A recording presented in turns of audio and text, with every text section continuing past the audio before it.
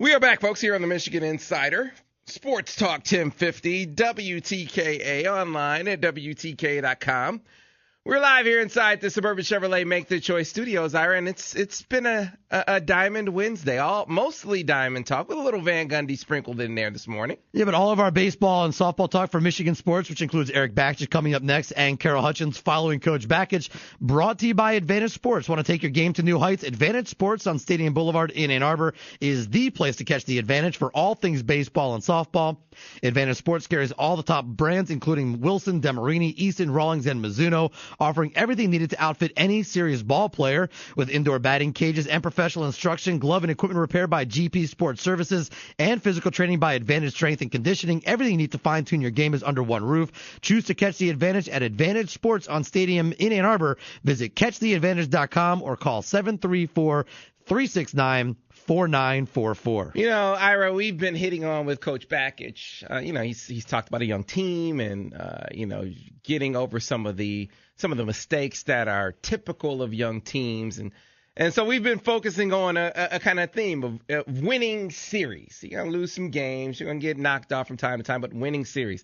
You look at the Wolverines, their record here since early April, they've won 4 of their last 5 series. As they come down the stretch here, and that certainly was a great way to culminate, to cap off the regular season Big Ten schedule last weekend, winning the series against the Ohio State Buckeyes. And joining us to talk about that right now is Michigan baseball coach Eric Bakich. Coach Bakich, good morning.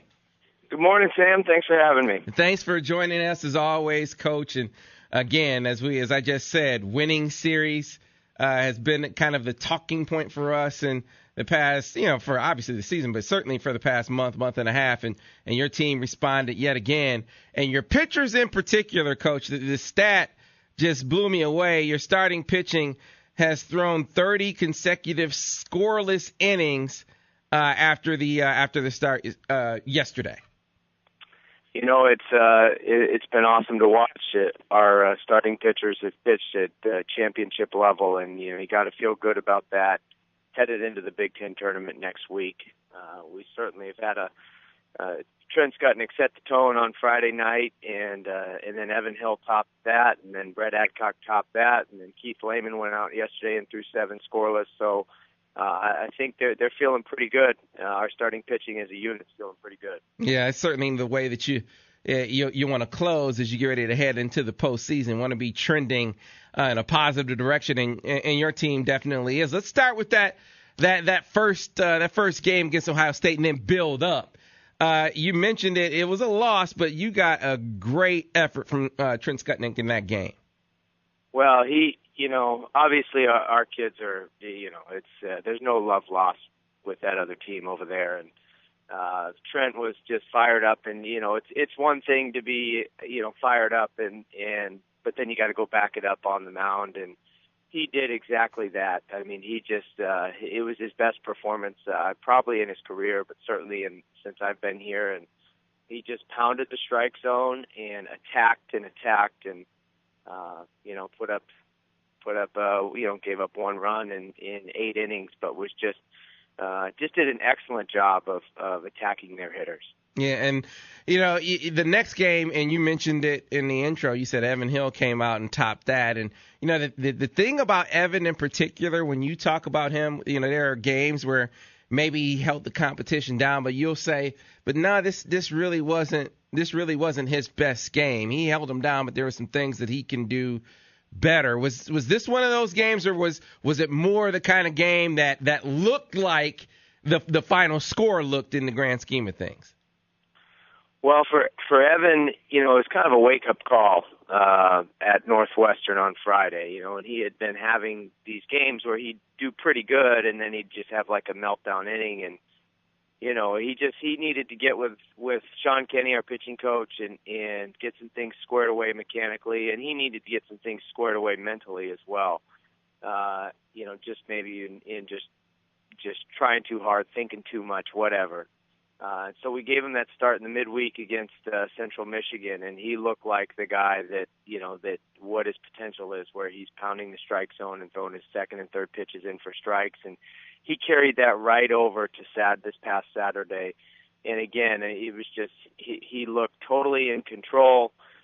He was using his routine. He was pounding the strike zone. He was, attacking with his fastball. He was throwing his off speed in for strikes. He was keeping their hitters off balance. He was locating on both sides of the plate. He seems to have put it together here, which is what we're going to need in order to make a championship run. Right, and maybe the bats were silent on day one, but you got some timely hitting in that game. Kyle was big for you, 3 for 4 with a run scored. Jackson Glines continues to do what he does with a pair of hits. Guys showed up at the plate as well. And and we also got some 2-out RBIs with those guys, and that's that's how you win championships. And championship baseball is all about pitching and defense plus timely hitting. And we got the 2-out RBIs when we needed them on Saturday, and we were able to completely hold them down on on the mound. And so it was a great day to be able to even up the series and put ourselves in a position to win that series, especially over Ohio State. Right, and then Coach, you like you said, you have a chance to win the series, and a guy that we haven't talked about, not in my recollection, during our conversations this year, got freshman Brett Adcock on the mound, and he got it done for you, and not just barely. I mean, in grand fashion, as you guys close things out with a 4-1 victory. Well, Brett has been a go-to guy for us. We've mostly talked about him out of the bullpen, and and we I think everybody knows that his future is going to be a weekend starter. Maybe didn't envision it being right now, but we needed him to make a start, and that kid, he's always won. He won in high school.